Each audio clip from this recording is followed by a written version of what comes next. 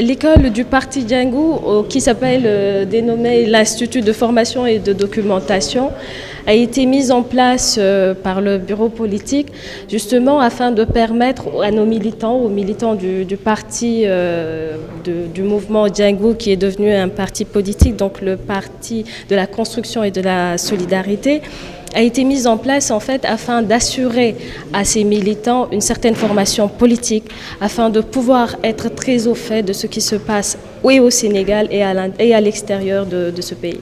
La particularité de cette école, c'est qu'elle ne va plus suivre en fait les idéologies qu'il y avait dans le temps, c'est-à-dire les idéologies de gauche ou de droite.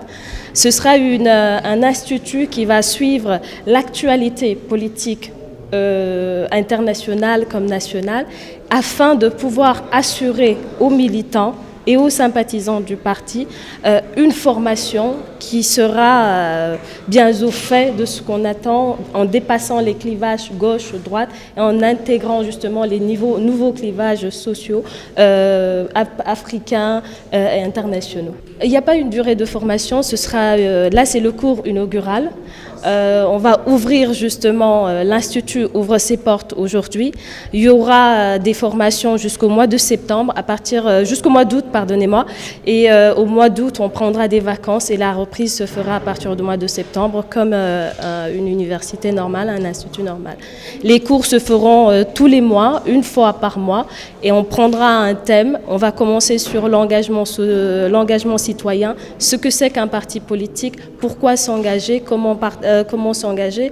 On abordera aussi éventuellement, sûrement, des questions relatives à la question de genre ou à la question de la condition féminine en Afrique en général. On le sent, pas au sein du parti seulement, mais au sein des mouvances politiques en général. Dans ce pays et ailleurs, les militants ne sont pas assez formés.